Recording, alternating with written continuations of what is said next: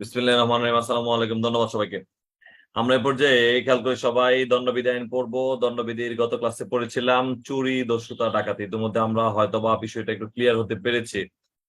চুরিটা কাকে বলে, ব্যাখ্যা আছে কয়টা, চুরির ব্যাখ্যা কয়টা ইতিমধ্যে জেনেছি আমরা। চুরির ব্যাখ্যা জেনেছি পাঁচটা। চুরির ব্যাখ্যা জেনেছি পাঁচটা। এছাড়া আমরা গত ক্লাসে জেনেছিলাম দস্যুতা। দস্যুতার ব্যাখ্যা কয়টা? একটা। দস্যুতার ব্যাখ্যা একটা। যে ক্ষেত্রে চুরি দস্যুতায় পরিণত হয়, ধারা কত পড়েছিলাম আমরা? চুরি দস্যুতায় পরিণত হয় এবং জোরপূর্বক সম্পত্তি আদায় দস্যুতায় পরিণত হয়। আমরা কত ধারায় পড়েছি মনে আছে কিনা? দস্যুতার যে সংজ্ঞা আছে 390, 390 ধারার মধ্যে বিষয়গুলো পড়েছি। চুরি কখন দস্যুতা হয়, অপরাধজনক জোরপূর্বক সম্পত্তি আদায় কখন দস্যুতায় পরিণত হয়। এছাড়া আমরা ডাকাতির বিষয় জেনেছিলাম, ডাকাতির সংজ্ঞা জেনেছি, যা আমরা জেনেছি মধ্যে 391। আর শাস্তির বিষয় জেনেছিলাম 395, খুন সহ ডাকাতি 396। এগুলো আমাদের ইম্পর্টেন্ট বিষয়। আর এছাড়া আমাদের যা বলেছিলাম যে জোরপূর্বক সম্পত্তি আদায়, আদায় সম্পর্কিত ধারা হচ্ছে 4টা, ভীতি সম্পর্কিত ধারা হচ্ছে 3টা, ভীতি সম্পর্কিত 3টা। আদায়ের ক্ষেত্রে কত কত পড়েছিলাম? 386, 88 আর হচ্ছে 84।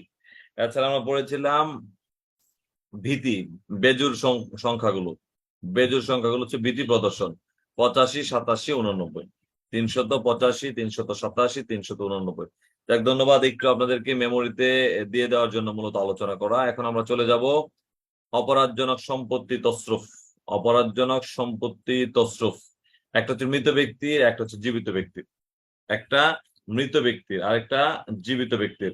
আমরা দেখতে পাবো মৃত ব্যক্তির যে সম্পত্তি, মৃত ব্যক্তির যে সম্পত্তি সেটা হচ্ছে 404, আর জীবিত ব্যক্তির সম্পত্তি অসাধুভাবে তসরুফ 403। একটু মেমোরি করি তো, খেয়াল করি সবাই।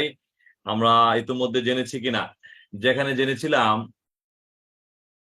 যেখানে জেনেছিলাম জীবিত ব্যক্তির অভিমত প্রাসঙ্গিক হয়, কত ধারায় পড়েছিলাম? সাক্ষ্য আইনের জীবিত ব্যক্তির অভিমত আদালতে প্রাসঙ্গিক হবে।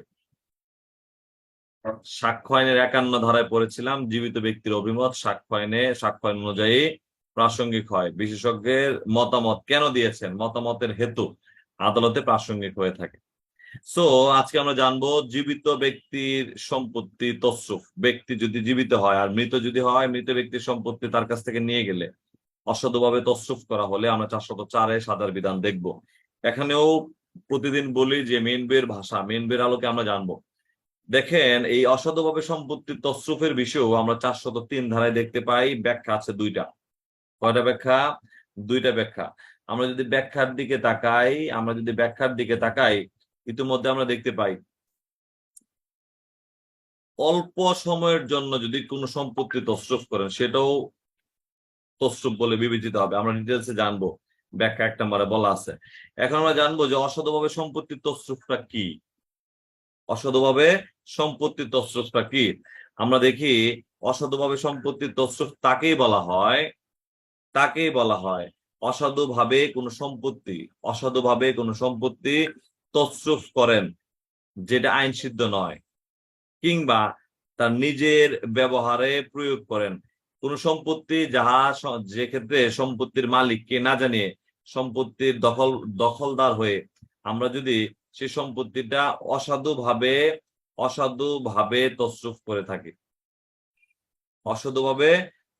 করে থাকি সেক্ষেত্রে আমরা দেখতে পাবো 403 ধারায় সাজার বিধান রয়েছে। এক্ষেত্রে একটা ধারায় রয়েছে যেক্ষেত্রে অসাধুভাবে সম্পত্তি তসরুফের শাস্তি, আলাদা কোনো অপরাধ না, শাস্তি না, শুধু এক ধারায় অসাধুভাবে সম্পত্তি তসরুফ। এখন দেখেন, উদাহরণটা দেখলে আমরা ইজিলি বুঝতে পারি। ক, ঘয়ের সম্পত্তি সরলভাবে ঘয়ের দখলে নিয়ে যায়, সরল মনে, এই বিশ্বাসে যে উহা তারই সম্পত্তি, আমার নিজের সম্পত্তি বলে মনে করতেছে। মোবাইলটা সামনে পড়ে রয়েছে, আমার মনে করে আমি নিয়ে গেলাম।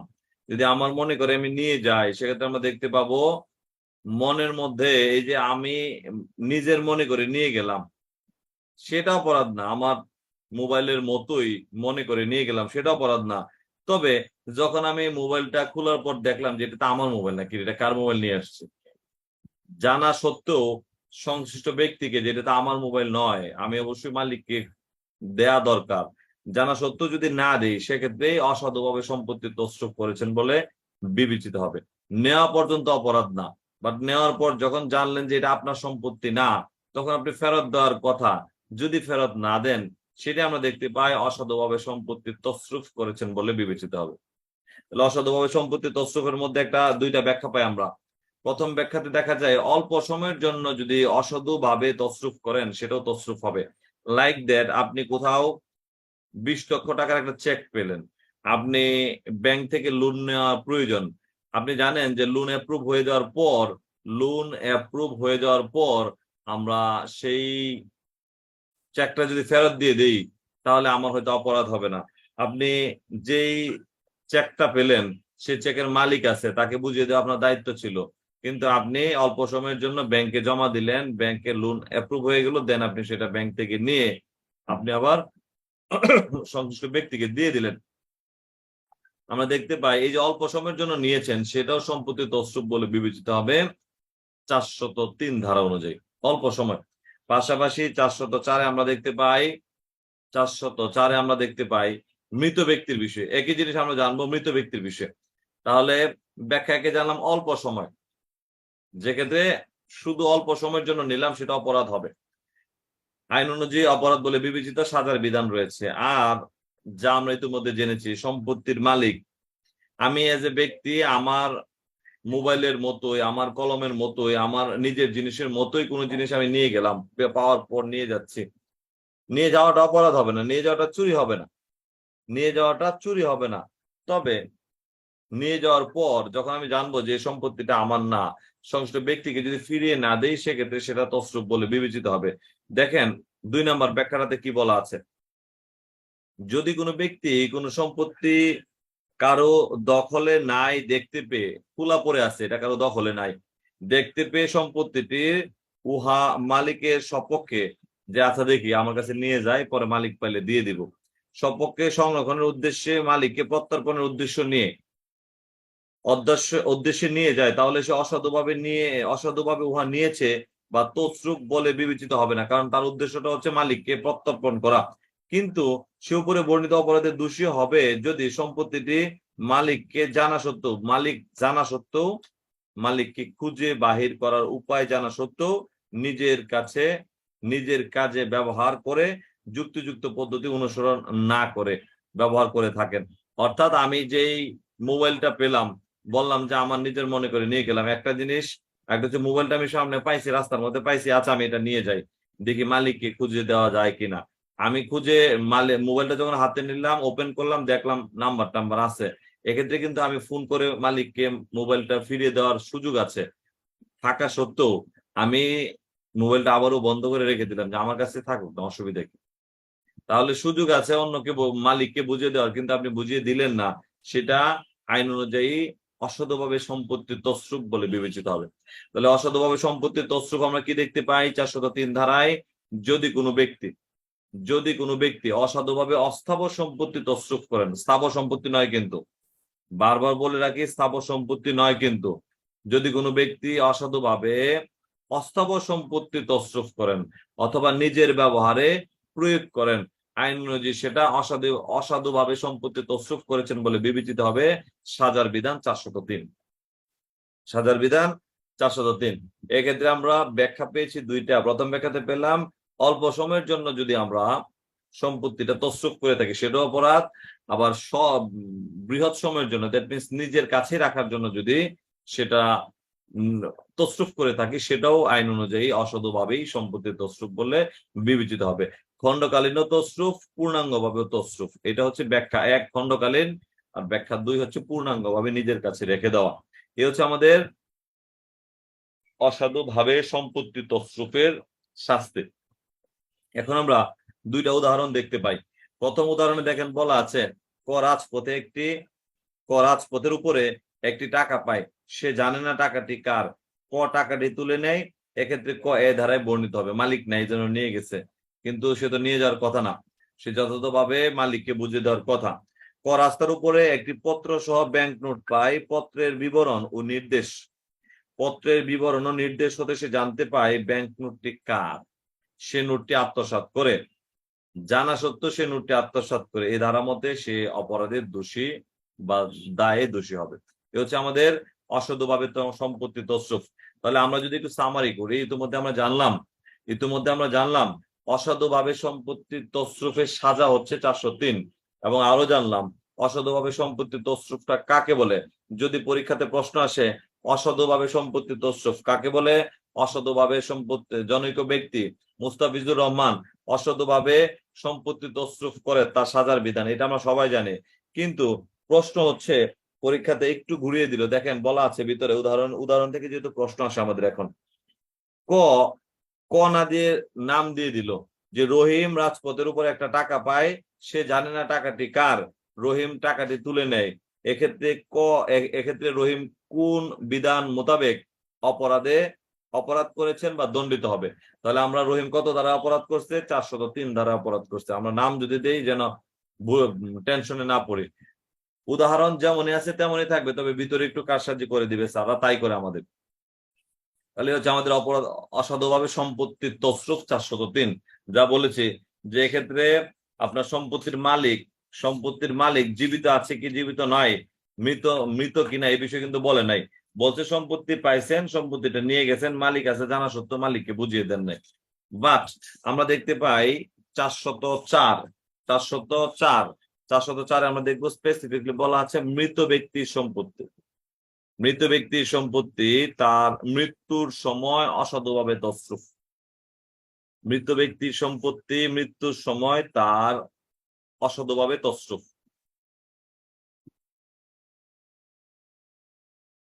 আমরা কোন মৃত ব্যক্তির সম্পত্তি যদি তিনি মারা যাওয়ার সময় বা মৃত্যুকালে যদি কোনো ব্যক্তি এমন কোন সম্পত্তি অসাধুভাবে আত্মসাৎ করে নিজের ব্যবহারে প্রয়োগ করে, যে সম্পত্তির কোনো মৃত ব্যক্তির মৃত্যুকালে সে মৃত ব্যক্তির দখলে ছিল এবং উহা আইনানুগভাবে দখলের অধিকারী অপর কোনো ব্যক্তির দখলে যায় নাই বলে সে জানে। বিষয়টা কি বলছে একটু শুনি। আমরা মেন বইয়ের ভাষাটা পড়লে একটু কঠিন মনে হয়, তাই না?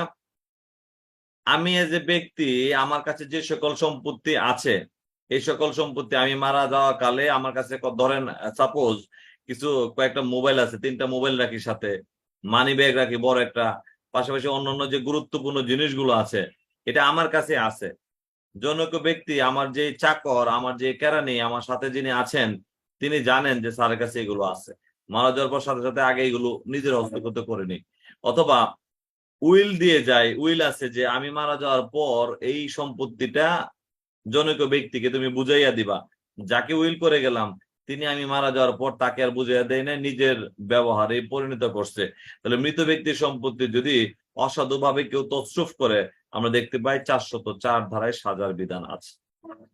তাহলে মৃত ব্যক্তির সম্পত্তি তছরুফ 404 ধারা সাজা এবং অপরাধ। এক্ষেত্রে আমরা কি জানলাম, মৃত ব্যক্তি হইতে হবে, জীবিত কথা কিন্তু বলে নাই, মৃত ব্যক্তি হইতে হবে। মৃত ব্যক্তির সম্পত্তি অসাধুভাবে কেউ যদি আত্মসাৎ করে নিজের ব্যবহারে প্রয়োগ করে, যা সে জানে এই সম্পত্তিটা মৃত ব্যক্তির, সে জেনে আত্মসাৎ করলো, আমরা দেখতে পাই সাজার বিধান 404। এক্ষেত্রে আমরা স্পেসিফিকলি কয়েকটা শ্রেণী দেখতে পাই। মৃত ব্যক্তির মৃত্যুকালে তার কর্মচারী বৃত্ত হিসাবে নিযুক্ত থাকে, যিনি কর্মচারী হিসেবে নিযুক্ত থাকেন অথবা বৃত্ত হিসেবে নিযুক্ত থাকেন। উদাহরণস্বরূপ দেখেন আমার বাসায় 2জন বৃদ্ধ বাবা মা আর কি বয়স্ক লোক থাকতেন। তো আমি যখন বাসা ভাড়া নেই তখন তিনি আমাকে বলতেছিলেন যে বাবা আজ থেকে তুমি আমার ছেলে, আমার তো ছেলে মেয়ে নাই, যারা বিদেশে আছে, বাংলাদেশে আমি থাকি, আমাদের কেউ নাই, যদি কোনো কিছু লাগে আমাকে জানাবেন। তারে আমি আলাদা একটা বাসা করে দিলাম, রেডি করে দিলাম, পাশেই থাকে, যে কোনো দেখভাল আমি করি। তো এই যে বিষয়টা এখন তার যদি সবকিছু আমি জানি নখদর্পণে, কোনো কিছু হয়ে গেলে তার সম্পত্তি সব আমি চাইলে আমি নিতে পারবো, কারণ তার দলিল দিয়ে আমার কাছে দিয়ে রাখছে।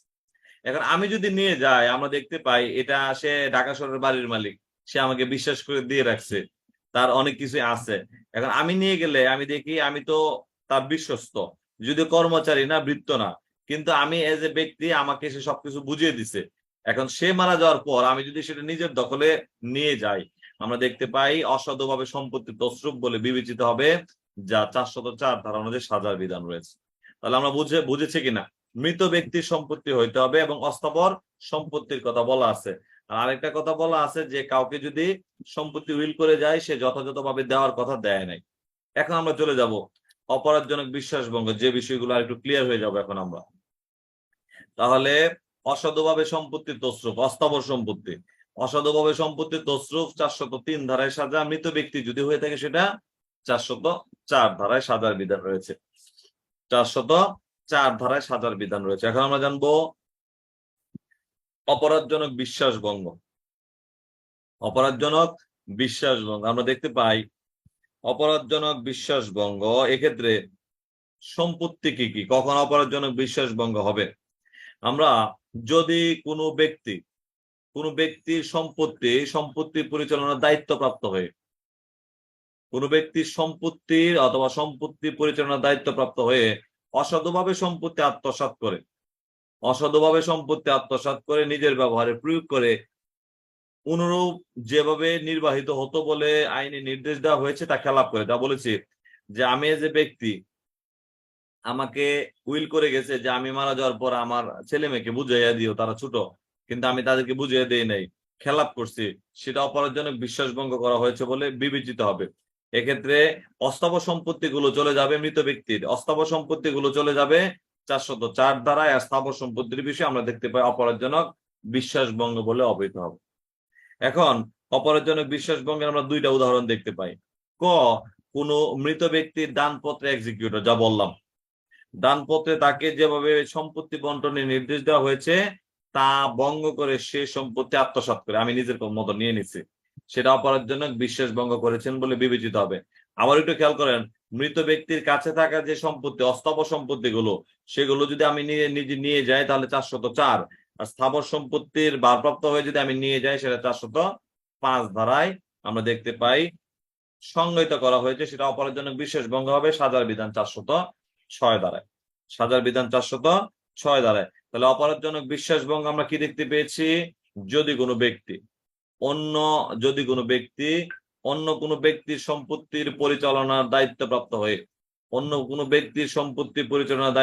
হয়ে অসাধুভাবে উক্ত সম্পত্তি আত্মসাৎ করেন, নিজের ব্যবহারে প্রয়োগ করেন, অথবা যেরূপ ভাবে দায়িত্ব নির্বাহিত হতো সেটা না করে নিজে তা খেলাপ করেন, আইন অনুযায়ী আমরা দেখতে পাই অপরাধজনক বিশ্বাসভঙ্গ করেছেন বলে বিবেচিত হবে 404, যার সাজার বিধান আসে 406 ধারা অনুযায়ী। এখন স্পেসিফিকলি কিছু শ্রেণীর কথা বলা হয়েছে, এই শ্রেণীগুলো আমরা একটু মুখস্থ করব। দেখেন তো, কমন জিনিস অপরাধজনক বিশ্বাসভঙ্গ 405, সাজা 406। এখন আমরা একটু শ্রেণী যা বললাম 407 আমরা দেখতে পাই বাহক, ঘাটুয়াল, গুদাম রক্ষক। বাহক, ঘাটুয়াল, গুদাম রক্ষক, এই 4 শ্রেণীর ব্যক্তি যদি সম্পত্তি আত্মসাৎ করেন, অপরাধজনক বিশ্বাসভঙ্গ করেন, আমরা দেখতে পাই সাজার বিধান 407 ধারায়। বাহক, ঘাটুয়াল, গুদাম রক্ষক, বাহক, ঘাটুয়াল, গুদাম রক্ষক যদি অপরাধজনক বিশ্বাসভঙ্গ করে থাকেন সাজার বিধান 407 ধারায়। কর্মচারী বৃত্ত, বৃত্ত কাকে বলে আমরা সহজ ভাষায় জানি কিনা, চাকর। বৃত্ত শব্দের অর্থ হচ্ছে চাকর। তাহলে কর্মচারী বা চাকর যদি অপরাধজনক বিশ্বাসভঙ্গ করে সাজার বিধান 408। আর আপনাদেরকে অবশ্য ক্লাসের শুরুতে বলতে যাচ্ছিলাম, মনে নাই, তাড়াহুড়া করে আবার ক্লাসে ঢুকে গেছি। সরকারি কর্মচারী কর্তৃক আমরা জানি যে সরকারি কর্মচারী, ব্যাংকার, ব্যবসায়ী, বণিক, এই 4টা শব্দ আমরা অনেকে জানি। যদি বলে থাকে দালাল, অ্যাটর্নি, ফ্যাক্টর, দালাল, অ্যাটর্নি, ফ্যাক্টর, তারা যদি অপরাধজনক বিশ্বাসভঙ্গ করে সাজার বিধান আলোচনা করুন। আমরা দেখতে পাই দালাল, অ্যাটর্নি, ফ্যাক্টর তাদের কথা 409 ভিতরে বলা আছে। যেমন আমরা শিশু এনে পড়ছিলাম না, শিশুকে মারধর করা, শিশুকে যদি আপনি নিপীড়ন করেন সাজার বিধান, কিন্তু ভিতরে বলা আছে শিশুকে পরিত্যাগ করা।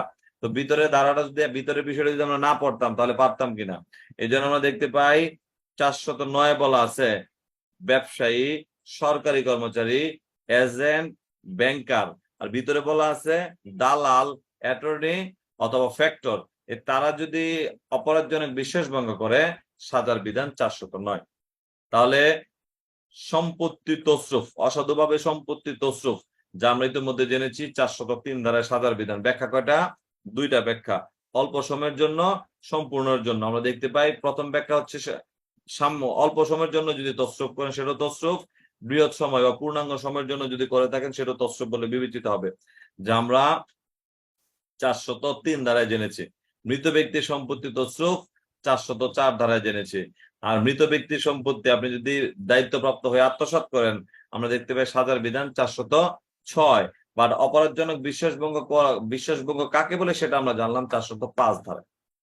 দেন আমরা জেনেছি বাহক, ঘাটুয়াল, গুদাম রক্ষক 3 শ্রেণীর ব্যক্তি অপরাধজনক বিশ্বাসভঙ্গ করলে সাজার বিধান 407। আর কর্মচারী বা বৃত্ত বা চাকর যদি অপরাধজনক বিশ্বাসভঙ্গ করে 408। সরকারি কর্মচারী, ব্যাংকার, বণিক, ফ্যাক্টর, দালাল, অ্যাটর্নি বা এজেন্ট হিসেবে ব্যবসায় নিয়োজিত যারা আছেন তারা যদি বিশ্বাসভঙ্গ করেন, আমরা দেখতে পাই 409 ধারায় সাজার বিধান রয়েছে। তাহলে এই হচ্ছে আমাদের অপরাধজনক বিশ্বাসভঙ্গ এবং অপরাধজনক বিশ্বাসভঙ্গের সাজা। আর জানলাম অসাধুভাবে সম্পত্তি তসরুপ এবং অসাধুভাবে সম্পত্তি তসরুপ যদি মৃত ব্যক্তির হয় সেই ক্ষেত্রে সাজার বিধান। দেন আমরা চলে যাব অপহৃত সম্পত্তি। প্রশ্ন খেয়াল করেন, অপহৃত সম্পত্তি যতক্ষণ আমরা পড়েছিলাম, অপহৃত সম্পত্তি হচ্ছে 4টি। কয়টা সম্পত্তি? 4টা। অপহৃত সম্পত্তি কয়টা? 4টা। দেখেন তো একটু কি বলা আছে। চুরি করে যদি সম্পত্তি অর্জন করেন সেটা অপহৃত সম্পত্তি, জোরপূর্বক যদি সম্পত্তি আদায় করেন সেটা অপহৃত সম্পত্তি, দস্যুতার দ্বারা যদি সম্পত্তি আদায় করেন সেটা অপহৃত সম্পত্তি। আর অপরাধজনক তসরুফ করেছেন, অপরাধজনক বিশ্বাসভঙ্গ করেছেন, যা 403, সরি আমি ভুল বলেছি, 403 এবং 404। পাশাপাশি 405-এ আমরা পড়েছি যে অপরাধজনক বিশ্বাসভঙ্গ, অর্থাৎ ইতিপূর্বে যে চ্যাপ্টার গুলো আমরা ফেলে রেখে আসছি সেগুলো অপহৃত সম্পত্তি বলে বিবেচিত হয়েছে।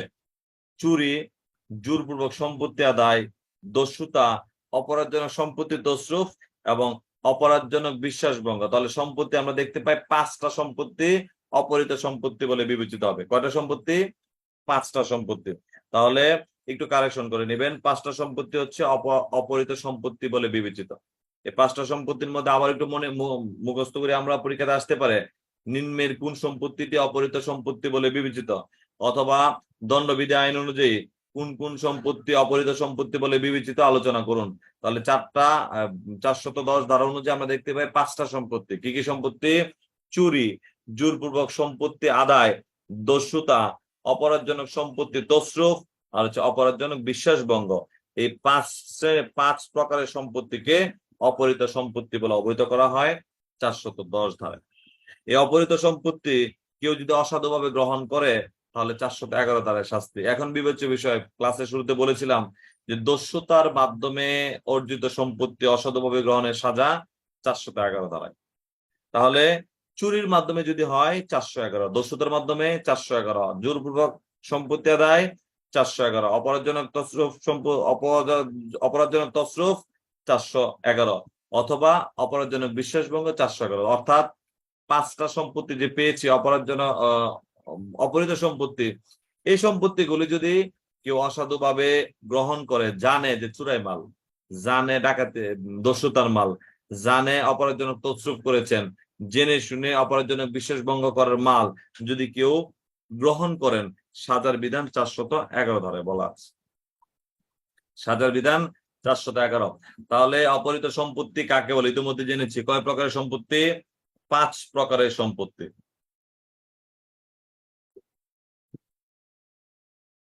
যা আমরা জেনেছি চুরি, জোরপূর্বক আদায়, দস্যুতা, অপরাধজনক তসরুফ এবং অপরাধজনক বিশ্বাসভঙ্গ। এই যে সম্পত্তিগুলো, এই সম্পত্তিগুলো আমরা দেখতে পাই 410 ধারায় অপহৃত সম্পত্তি বলে অবহিত করা হয়। এই অপহৃত সম্পত্তি অসাধুভাবে কেউ যদি গ্রহণ করে সাজার বিধান 411। আর স্পেসিফিকলি ডাকাতির সম্পত্তি কেউ যদি অসাধুভাবে গ্রহণ করে থাকেন সে সাজার বিধান আমরা দেখতে পাই 412 বলে অবহিত। ডাকাতির মাল কেউ যদি গ্রহণ করেন আমরা দেখতে পাই 412 ধারায় সাজার বিধান রয়েছে। এই অপহৃত সম্পত্তি সম্পর্কিত বিষয়ে দণ্ডবিধি আইনে 410 থেকে 414 ধারায় বর্ণিত আছে। দণ্ডবিধি আইনে 410 থেকে 414 ধারায় বর্ণিত আছে। এর মধ্যে প্রথমে জানলাম অপহৃত সম্পত্তিটা কি, কয় কয় প্রকারের সম্পত্তি, 5 প্রকারের সম্পত্তি। আর অপহৃত সম্পত্তি অসাধুভাবে গ্রহণের সাজা 411, ডাকাতির মাল যদি কেউ অসাধুভাবে গ্রহণ করে 412, আর সর্বোপরি এই অপহৃত সম্পত্তি কেউ যদি ব্যবসা করে, জেনে শুনে অভ্যাসগতভাবে ব্যবসা করে, সাজার বিধান 413 সূরা মালাইনা রাখে এবং ব্যবসা করে, যা আমরা দেখতে পাই সাজার বিধান 413 ধারায়। আর অপহৃত সম্পত্তি লুকিয়ে রাখার কাজে যদি কেউ সাহায্য করে, অপহৃত সম্পত্তি লুকিয়ে রাখার কাজে যদি কেউ সাহায্য করে, আমরা দেখতে পাই 414। দোস্ত একটু রাখ, কালকে আমি নিয়ে যাব। আপনি জানেন যে এটা চুরাই মাল, তথাপি আপনি রেখে দিলেন। আমরা দেখতে পাই আইন অনুযায়ী 414 ধারায় সাজার বিধান রয়েছে অপহৃত সম্পত্তি লুকিয়ে রাখার কাজে সাহায্য করা। যদি কোনো ব্যক্তি সে সম্পত্তি অপহৃত সম্পত্তি বলে জেনেও, বিশ্বাস করার কারণ আছে বলে জেনেও সম্পত্তি লুকিয়ে রাখতে বা বিলি বন্দোবস্ত করতে স্বেচ্ছায় সাহায্য করে, তাকেও সাজার আওতায় আনা হয়েছে 414 ধারায়। তাহলে আমরা আজকে এ পর্যন্ত পড়বো 414 ধারা পর্যন্ত যা ছিলাম। খেয়াল করে যেখানে ছিলাম অপহৃত সম্পত্তি 410। এই অপহৃত সম্পত্তি কয় প্রকারে পেলাম? 5 প্রকারের পেলাম। অপহৃত সম্পত্তি কেউ যদি অসাধুভাবে গ্রহণ করে, সাজার বিধান 411। ডাকাতির সম্পত্তি 412। ব্যবসা যদি করে, অভ্যাসগত ভাবে অপহৃত সম্পত্তির ব্যবসা করলে 413, আর লুকিয়ে রাখার কাজে সাহায্য করলে 414 ধারায় সাজার বিধান। তাহলে যা আমরা আজকে পড়েছি, কাজটা আবার একটু রিভিশন দেই, সবাই শুনি। অসাধুভাবে সম্পত্তি তসরুফ 403। অসাধুভাবে সম্পত্তি তসরুফ 403, যে ক্ষেত্রে আমরা উদাহরণ পেয়েছি 2টা। অল্প সময়ের জন্য হলেও সেটা তসরুফ হবে, অথবা পূর্ণাঙ্গ সময় বা বৃহৎ সময় বা নিজের কাছে রেখে দেওয়ার জন্য যদি হয়ে থাকে, সেটাও তসরুফ বলে বিবেচিত হবে। ব্যাখ্যা 2। দেন আমরা জেনেছি, উদাহরণগুলো মনে রাখবেন। টাকা পেয়ে আপনি নিজের কাছে রেখে দিলেন, অথবা ব্যাংক নোট পেয়ে আপনি নিজের কাছে রেখে দিলেন, জানা সত্ত্বেও মালিককে আপনি দিলেন না। এই 2টা উদাহরণের কথা আমরা মনে রাখবো। দেন আমরা দেখতে পাই মৃত ব্যক্তির সম্পত্তি। যিনি মারা গেছেন তার দখলে থাকা যে সম্পত্তিগুলো, সেটা আমি জানি যে তার নিজের সম্পত্তি, তথাপিও তাকে বুঝিয়ে না দিয়ে আমরা দেখতে পাই 404 ধারায় নিজের বলে নিয়ে গেলাম, ব্যবহার করলাম। 404 ধারায় সাজার বিধান আছে। অপরাধজনক বিশ্বাসভঙ্গ 405, যেখানে আমরা জেনেছি কোন ব্যক্তি যদি তার দায়িত্বপ্রাপ্ত হয়ে তার মালামাল নিজের বলে অসাধুভাবে আত্মসাৎ করে, নিজের ব্যবহারে প্রয়োগ করে, মারা যাওয়ার পর উইলকিত সম্পত্তি যথাযথভাবে বিলিয়ে না দেয়, যথাযথ ব্যক্তিকে বুঝিয়ে না দেয়, আমরা দেখতে পাই 405 ধারায় সেটা অপরাধজনক বিশ্বাসভঙ্গ বলে বিবেচিত। সাজার বিধান 406। সাজার বিধান 406। বাহক, ঘাটুয়াল, গুদাম রক্ষক 3 শ্রেণীর অপরাধজনক বিশ্বাসভঙ্গের বিষয়ে আমরা জেনেছি 407। সরকারি যে কর্মচারী বা চাকর, বৃত্ত, তারা যদি অপরাধজনক বিশ্বাসভঙ্গ করে 408। সরকারি কর্মচারী, ব্যাংকার, ব্যবসায়ী, বণিক, ফ্যাক্টর, দালাল, অ্যাটর্নি বা এজেন্ট, আমরা দেখতে পাই 409 ধারায় অপরাধজনক বিশ্বাসভঙ্গের জন্য তাদের সাজার বিধান রয়েছে। আর যা জানলাম ইতিমধ্যে, অপহৃত সম্পত্তি 5 প্রকারের।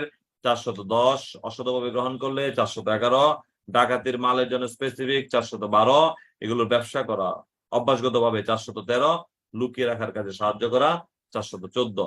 ধন্যবাদ সবাইকে। আমরা এখন প্রশ্নোত্তর পর্বে যাবো। আসসালামু আলাইকুম।